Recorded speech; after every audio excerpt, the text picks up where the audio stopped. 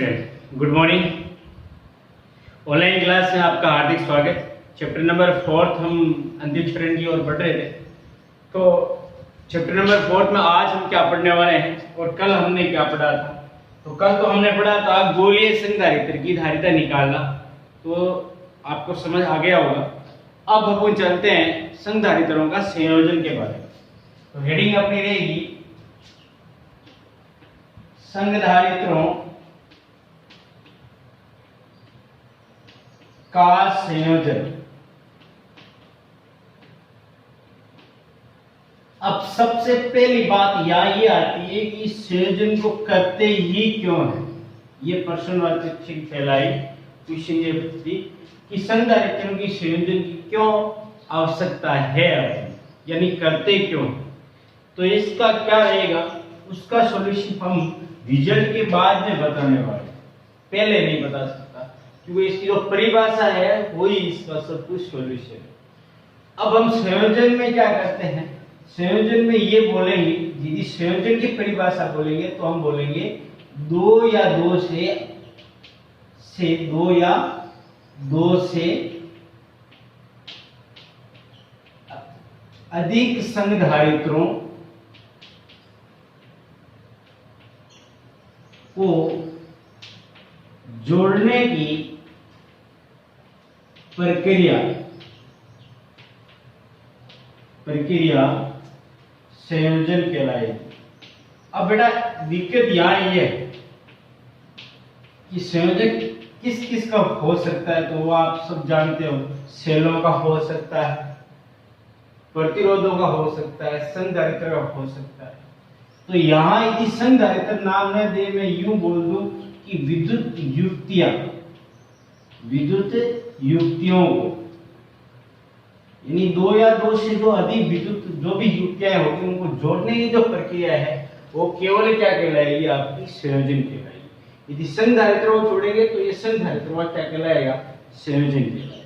ये दोनों परिभाषा एक साथ इंक्लूड होगी। यदि आपको संधारित्र का संयोजन बोलना है तो यहाँ लिख दोगे संधारित्रों का संयोजन, ये लाइन है। यदि केवल संयोजन देना है तो विद्युत युक्तियां बोल दो, या कोई भी युक्तियां हो जाएगी जिनका योग कर रहे हैं, यानी उनको जोड़ रहे हैं, तो उसको क्या कहा जाएगा, संयोजन। अब संधारित्र का संयोजन अपने दो प्रकार का होता है। कितने प्रकार का होता है, दो प्रकार। कौन कौन से, तो उसको आप देखिए। नंबर 1 को बोला जाएगा श्रेणीक्रम संयोजन। श्रेणीक्रम संयोजन। दूसरा बोला जाएगा समांतर क्रम संयोजन, या इसको बोलते हैं पार्श्व क्रम। पार्श्व मतलब शाखा है, तो समांतर या पार्श्व क्रम संयोजन। ये दो संयोजन रहेंगे। मिक्सिंग वाला भी रहेगा, वो भी पढ़ेंगे, लेकिन मुख्यतः ये दो संयोजन आपका श्रेणीक्रम संयोजन और समांतर क्रम संयोजन। अब हम इन संयोजन की परिभाषाएं देखेंगे। तो देखो मैं परिभाषा एक साथ ही बता रहा हूं, इसकी भी परिभाषा एक साथ ही बता रहा हूं, तो आप ध्यान से सुनते जाओ। केवल ध्यान से सुनना ही है, बाकी करना कुछ नहीं। अब परिभाषा बनी कैसे, मेरे से नहीं पूछोगे। क्यों नहीं पूछोगे, क्योंकि जब इनको पूरा पढ़ाऊंगा, जो रिजल्ट बनेगा तब ये परिभाषाएं समझ आए, पहले नहीं आ सकती। तो मैं यहां बोल रहा हूं कि संयोजन में जुड़े सबसे कम धारिता वाले संधारित्र की धारिता से भी कम धारिता प्राप्त हो तो ऐसा संयोजन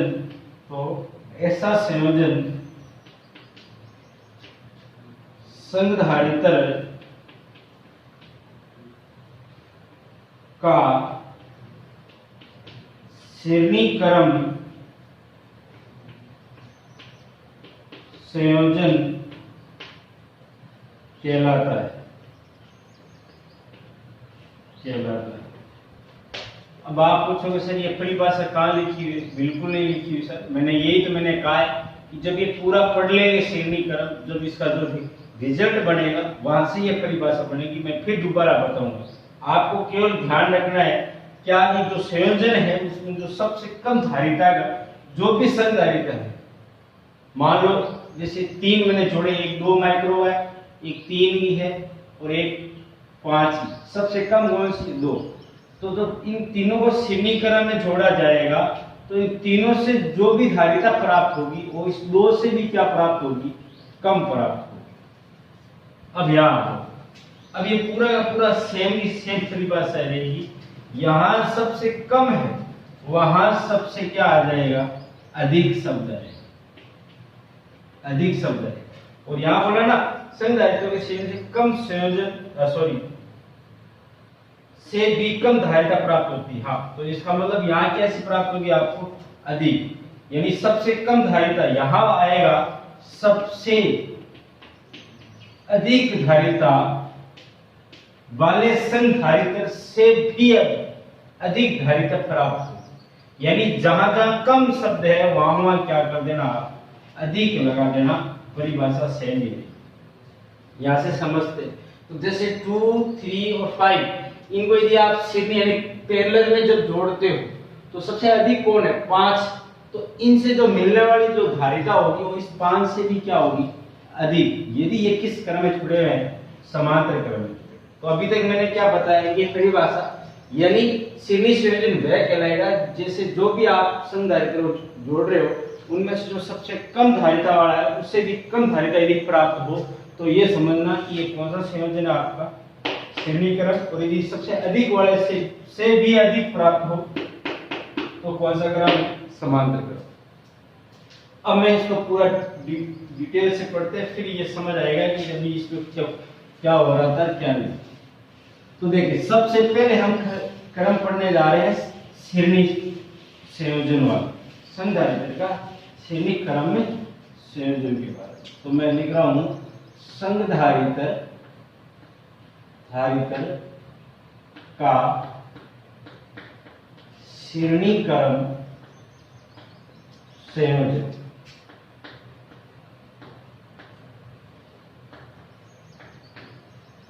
अब इसकी परिभाषा तो हम पढ़ चुके हैं, अब हमें क्या पढ़ना है? डायग्राम के साथ कि कैसे डायग्राम बना उसके बारे में बात करेंगे। तो देखो ये आपका मान लीजिए कोई पहला संधारित्र है, ये मान लीजिए आपका पहला कोई संधारित्र जिसकी धारिता है C1। दूसरा अपने पास ये लीजिए संधारित्र जिसकी धारिता है C2। तीसरा मान लीजिए ये लिया आपने संधारित्र जिसकी धारिता है C2। अब देखते जाइए ये सब लिया। अब एक इसकी परिभाषा और भी है, वो भी लिखेंगे, जो प्रतिरोधों में लागू होती है वही यहां होने वाली। अब मुझे बताइए ये सब आपने कर दिया। जैसे ही मैं इसको बैंड की धन से कनेक्ट करूंगा तो बैंड के धन से कनेक्ट करते ये आपके धन आवेश, प्रेरण के कारण ये नेगेटिव, फिर प्रेरण के कारण ये पॉजिटिव, फिर ये नेगेटिव, फिर ये पॉजिटिव और ये फिर से वापस नेगेटिव। तो ये प्रोसेस अपना चलता रहेगा। अब आप बताइए इसमें आवेश कितना है? तो जो प्रेरण के कारण जो प्रक्रिया होती है वो मैंने पहले ही बताया था, आवेश समान रूप से वितरित होगा। तो प्रेरण के कारण आवेश वितरित समान रूप से होगा। तो आपको बताओ यहाँ यदि प्लस Q तो यहाँ माइनस Q, यहाँ प्लस Q तो यहाँ माइनस Q, यहाँ प्लस Q तो यहाँ माइनस।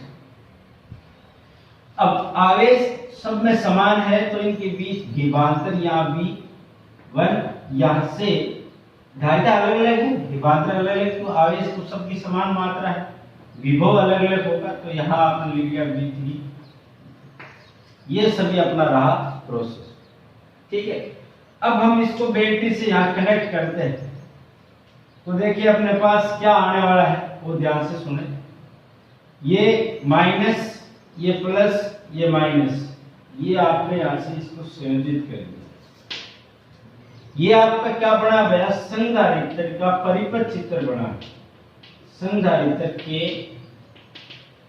श्रेणी क्रम संयोजन का परिपथ चित्र है। परिपथ चित्र, ये सभी बातें लिखनी अच्छी लगती है इसलिए। तो देखिए आप सबसे पहले क्या लिखेंगे? माना संधारित्र C1 की प्रथम प्लेट को बैटरी के धन सिरे से तथा उसकी दूसरी प्लेट दूसरे संधारित्र यानी C2, यानी इसकी दूसरी प्लेट दूसरे संधारित्र की प्रथम प्लेट, तो क्या लिखा? दूसरे संधारित्र की प्रथम प्लेट व दूसरे संधारित्र की दूसरी प्लेट तीसरे संधारित्र की प्रथम प्लेट से जोड़ देते हैं। जोड़, इस प्रकार यह लगातार चलता है और अंतिम प्लेट को बैटरी के ऋण से जोड़ देते हैं। अंतिम प्लेट मतलब ये आगे और ही पूछ सकते हैं, मैंने ये 3 ही लिए, आप और भी ले सकते हो, 4, 5, 10 कितने भी हो सकते हैं। और ये V बोल्ट की बैटरी, ठीक है। अब हम क्या करते हैं बेटा, अब आप इसको ध्यान से देखिए, ये सभी चीजों को गौर से देखें।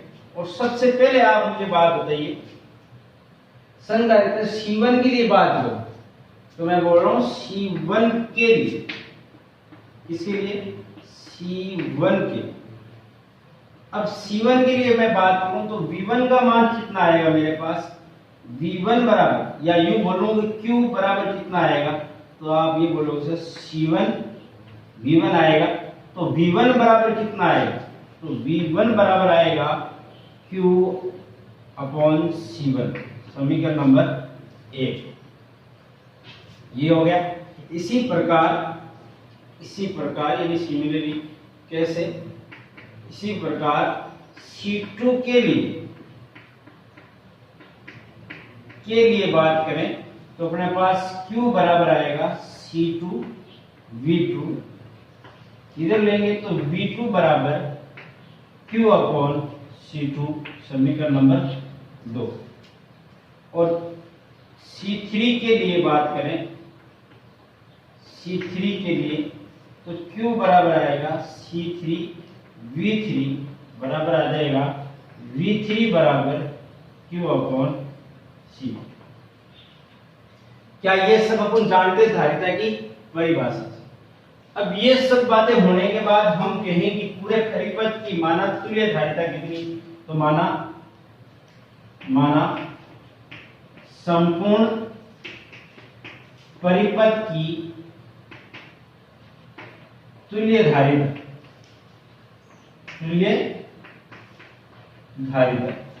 कितनी मान ले अपने पास? CS, क्योंकि CS का मतलब क्या हो गया? सीरीज यानी श्रेणी क्रम संयोजन। और विभव कितना बेटा या विभाजन कितना है v वोल्ट का, और आवेश उस सब में समान है, तो आवेश कितना है q। तो q बराबर क्या आ जाएगा अपने पास cs इंटू v आ जाएगा, cs इंटू v आ जाएगा। तो यहां से v बराबर कितना आएगा, तो यहां से v बराबर आएगा अपने पास q अपॉन cs, समीकरण नंबर 4। v बराबर कितना आएगा भैया, यहाँ q बराबर cs इंटू v था, तो v बराबर आ गया अपने पास q अपॉन cs। अब ये देखो, अब ये जो परिभाषा लिखी थी ना, ये परिभाषा आप सोचो इतनी सारी याद कौन रखी, मैंने ही नहीं कहा याद रखो, मैं तो कह रहा हूँ रखनी ही नहीं है। अब ये परिभाषा तो मैंने मेरे हिसाब से लिखी, आपको क्या लिखना है, ये प्रथम संधारित्र, इसकी प्रथम प्लेट बैटरी के धन से दूसरी प्लेट दूसरे संधारित्र की प्रथम प्लेट से जोड़ दी, दूसरे संधारित्र की द्वितीय प्लेट तीसरे संधारित्र की प्रथम प्लेट से जोड़ दी। इसी प्रकार से क्रम चलता रहेगा और अंतिम जो प्लेट होगी वो बैटरी के बेल से जुड़ जाएगी। बस ये परिभाषा लिखी है। तो यही क्रम श्रेणीकरण संयोजन कहलाता है। ये इसकी दूसरी परिभाषा, पहले तो मैंने पहले बताई, ये इसकी दूसरी परिभाषा। अब देखिए,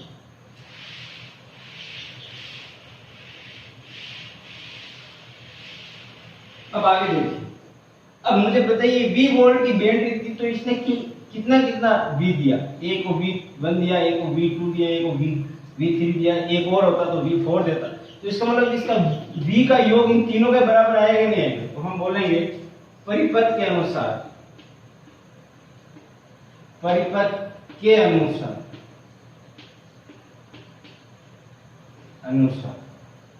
क्या कि v है वो तीनों के योग के बराबर, यानी v1 plus v2 plus v3।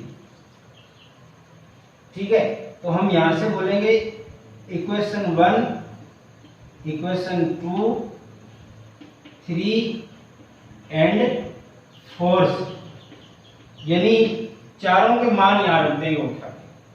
तो रखिए, सबसे पहले v का मान रखिए समीकरण 4 से, तो v का मान है q अपॉन cs बराबर, फिर समीकरण नंबर 1 से रखिए, तो हम बोलेंगे q अपॉन c1, 2 से बोलिए तो q अपॉन c3 2, और थर्ड से बोला तो q अपॉन c3। ये अपने पास टोटल आ गया।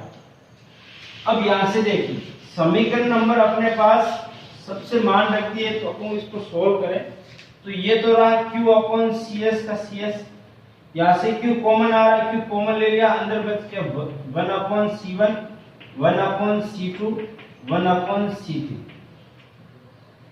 यहां से q से q कैंसिल आउट हो गया अपने पास, तो 1 अपॉन cs बराबर क्या बच गया, 1 अपॉन c1, 1 अपॉन c2 और 1 अपॉन c3।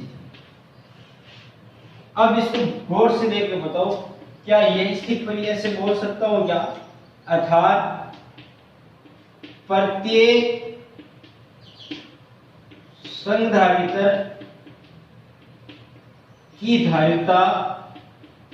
धारिताओं का व्युत्क्रम, अलग अलग व्युत्क्रम, अलग और अलग व्युत्क्रम, देखो व्युत्क्रम मतलब उल्टा, और एक क्या हो रहा साथ में योग, तो व्युत्क्रम का योग ही श्रेणीकरण संयोजन कहलाता है, श्रेणीकरण संयोजन कहलाता है। ये भी सही परिभाषा। अब देखो, मैंने जो शुरुआत में जो परिभाषा दिखाई थी वो देखना, 1 अपॉन cs है, 1 upon c1, 1 upon c2, 1 upon c3। क्या इनका सबका पहले जैसे 2 अपन 3 और 5 लिया था, इनका योग करके देखो, इनका योग 2 से कम आएगा, जैसे मैं करके बताता हूँ। फर्स्ट परिभाषा थी वो, आप इसको लिख लीजिए, तब तक डायग्राम तो आपने देख लिया होगा। मैंने जो फर्स्ट जो परिभाषा लिखी थी उसको मैं प्रूफ करके बताता हूँ। फिर होगा क्या, जो श्रेणीकरण संयोजन मैं करा रहा हूँ, तो समांतर किसको करना है, आपको ही करना है, इसलिए जल्दी चैप्टर हो जाएगा अपना। तो देख, मैं फॉर एग्जांपल फर्स्ट परिभाषा बताने जा रहा हूँ आपको, तो उसके लिए हम लिख लिया 2, 3 और 5। ये हमारे कोई 3 संधारित्र, ये c1 मान लो, ये c2 और ये c3, कोई से मान लो, उससे कोई फर्क नहीं पड़ रहा। तो 1 अपॉन cs, 1 अपॉन cs बराबर क्या होगा, 1/2, 1/3 और 1/5। अब परिभाषा के अकॉर्डिंग क्या आना चाहिए अपना, परिभाषा के अकॉर्डिंग आना चाहिए कि इसका जो मान है वो 2 से क्या आना चाहिए, कम आना चाहिए। तो देखो इसका तो एलसीएम लीजिए आप, एलसीएम कितना आ जाएगा बेटा अपना, ये 15 और 30 आ जाएगा। इसमें दिया यहाँ कितना आ गया 15, यहाँ दिया अपने पास 10 और यहाँ दिया तो अपने पास 6, ये आएगा 1/CS। तो 1/CS बराबर 15 10, ये हो गया अपने पास 21, 21 और ये हो गया 31 बटा ये कितने हो गए 30, ये हो गया अपना 21, 21 10 31, ठीक है। तो बोलो CS बराबर कितना आ गया, उल्टा कर दे तो 30 बटा 31, बोलो इसमें भाग जाएगा तो ये 30 नहीं जाएगा, पूरा पूरा पॉइंट लग गया। फिर कितना लगेगा अपने पास 300, 300 अपने पास किसका देना है 30 का, तो अपने पास कितनी बार आएगा लगभग 330, तो 10 करीब 8 बार लगभग जाएगा। तो ये कुल मिला के बात क्या कहना चाहते हैं हम, बात इतनी ही है अपने पास कि कहने का मतलब 1 से मान क्या आया कम, इसका मतलब ये 2 से ये वैल्यू क्या आएगी अपने पास बहुत कम आएगी, 2 से क्या आएगी बहुत कम वैल्यू आएगी। और इसका मतलब ये हो गया कि जो दिए हुए संधारित्र में से सबसे कम धारिता वाला ये है और इससे भी कम प्राप्त हो जाए तो वह कौन सा संयोजन कहलाता है, आपका श्रेणी क्रम संयोजन कहलाता। आप कोई सा एग्जांपल ले सकते हो, ये लिया मैंने, आप जो मर्जी वो रख के देख लेना, ये वीडियो है। अब इसके लिए एक फॉर्मूला आपको ये याद रखना सीधा, दो जब संधारित्रों के लिए बात करें तो देखिए दो के लिए क्या बात करना हो ध्यान से सुने आप। दो के लिए बात करें तो अपन ये कहेंगे कि 1/CS बराबर 1/C1 प्लस 1/C2। तो 1/CS बराबर अपन इसको बोल सकते हैं C1 C2, नीचे L से नहीं आ गया, ऊपर आ जाएगा C1 प्लस C2। तो वो CS बराबर कितना आ जाएगा C1 C2 by C1 plus C2। ये फॉर्मूला आपको सीधा ही याद रखना है कि CS बराबर होता है C1 Guna C2 by C1 plus C2। तो ये था आपके पास कौन सा क्रम, श्रेणी क्रम संयोजन। अब देखिए आगे समांतर क्रम संयोजन, मैं केवल डायग्राम बताऊंगा, बाकी सब आपको ही करना है, मैं नहीं करके बताने वाला इनको, क्योंकि वो ज्यादा कोई खास है नहीं, क्योंकि ये इसके साथ ही वो जुड़ा हुआ है। तो श्रेणी का क्या लिखूं मैं, पार्श्व या समांतर क्रम, समांतर या पार्श्व क्रम। अब देखो इसका बोलो डायग्राम कैसा होगा, तो हम यही बोलेंगे ये संधारित्र C1, दूसरा संधारित्र C2, तीसरा संधारित्र C3। इन तीनों प्लेटों यानी जो तीनों समान प्लेटें उनको एक साथ जोड़ देंगे, इन तीनों समान प्लेटों को एक साथ जोड़ दोगे और अपने पास लास्ट अपने बेंडी जोड़ देंगे और ये आपकी बेंडी V बोल। अब इसमें होगा क्या, ये समांतर क्रम है तो इसमें कौन समान रहेगा बेटा, V समान रहेगा, सब में समान रूप से बटेगा, यानी समांतर क्रम मतलब समान रूप से बटेगा। और आवेश अलग अलग होगा, यहाँ Q1 है प्लस का तो यहाँ माइनस Q1, यहाँ प्लस Q2 है तो यहाँ माइनस Q2, यहाँ Q3 प्लस का है तो यहाँ Q3 माइनस। यानी कहने का मतलब ये प्लस ये माइनस ये प्लस ये माइनस ये प्लस ये माइनस।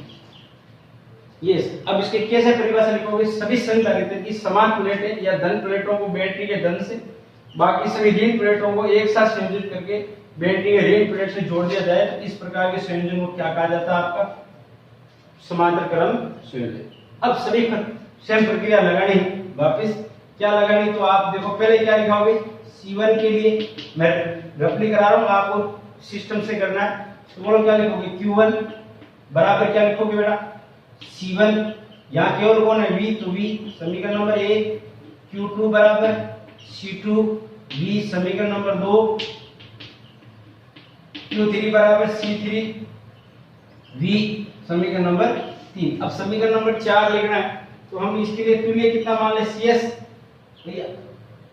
सॉरी CP मतलब पैरेलल समांतर क्रम। तो हम क्या बोलेंगे, कुल आवेश कितना गया बैटरी से Q, तो ये Q बराबर हम क्या लिखेंगे, ये सर हम लिखेंगे CP मतलब तुल्य धारिता इनकी सब तुल्य धारिता CP और इनटू V समीकरण नंबर 4 सब के सब। अब बताओ समीकरण नंबर 4 तो हम क्या कहते हैं, बैटरी से Q आवेश गया Q1 Q2 Q3 बटा, तो हम बोलेंगे Q बराबर sir Q1 plus Q2 plus Q3 आवेश का ये जो सिलेक्शन का नियम Q आवेश दिया तो Q सब में बट गया। तो अब देखो सब में मान ये रहा, Q का मान यहाँ रख दोगे, Q1 का मान ये रहा, Q2 का मान ये रहा, Q3 का मान ये रहा। ये सब मान यहाँ रखने के बाद जो समीकरण प्राप्त होगी वो आपको प्राप्त होगी कि Cp बराबर C1 plus C2 plus Cp, ये आपको प्राप्त होगा। आपको रखोगे तब क्योंकि V से V सब में कैंसिल आउट हो जाएगा। देखो मैं यहाँ रख देता हूँ, तो यहाँ आ जाएगा Cp इंटू V, यहाँ C1 into V, C2 into V, C3 into V। V सब में कॉमन आ जाएगा, कट जाएगा, तो अपने पास क्या बच जाएगा Cp बराबर C1 plus C2 plus C3। अब मैं इसको परिभाषा प्रूव करके बताता हूँ आपको। उसकी परिभाषा क्या थी, अधिक से भी क्या प्राप्त होना, अधिक प्राप्त होना। इसका मतलब दिए गए जितने भी धारिता है, तो मैं वही एग्जांपल ले लेता हूँ आपके कि 2, 3 और 5, इसको C1 मान लो, इसको C2, अब क्या है 5 से ज्यादा आंसर आना चाहिए आपको। दिए हुए संधारित्र में से अधिक धारिता किसकी 5 से भी क्या प्राप्त होना चाहिए, आपको अधिक प्राप्त होना चाहिए। तो हम यहाँ लिखेंगे कि Cp बराबर 2 प्लस 3 प्लस 5, ये जो फॉर्मूला अपना सीधा छोड़ देंगे तो अपने पास क्या आ जाएगा 5 5 10। बोलो ये 10 से अधिक, 5 से क्या है अधिक, इसका मतलब जो परिभाषा थी वो सही थी। तो आपको कितना क्या क्या याद रखना वो एक बार और सुन लीजिए कि जब समांतर क्रम संयोजन पूछा जाए तो ये कहना कि जो दिए हुए धारिता से भी अधिक धारिता, बिल्कुल सही है। तो यदि श्रेणी है तो दिए गए धारिताओं में से भी कम धारिता प्राप्त करनी हो तो लगा। ओके, अब जो इच्छा अनुसार जो धारिता आप चाहते हो वो धारिता आप प्राप्त। अब हम मेरी ओर से समांतर और श्रेणी दोनों कंप्लीट है। समांतर क्रम में मैंने डायग्राम वगैरह बताया कि लैंग्वेज लिखनी, बाकी तो मैंने सब लिख ही दिया। और ये जो भी है अपने एग्जाम्पल वो आप खुद के हिसाब से कर लेना। बाकी मिलते हैं नेक्स्ट क्लास में। ओके, और वीडियो लाइक शेयर और कमेंट और चैनल को सब्सक्राइब करना न भूलें। और सबसे महत्वपूर्ण बात, वीडियो को शेयर कीजिए व्हाट्सएप वगैरह फेसबुक वगैरह जो भी आपके पास आप यूज करते हो उस पर। ओके बेटा, मिलते हैं नेक्स्ट। Thank you.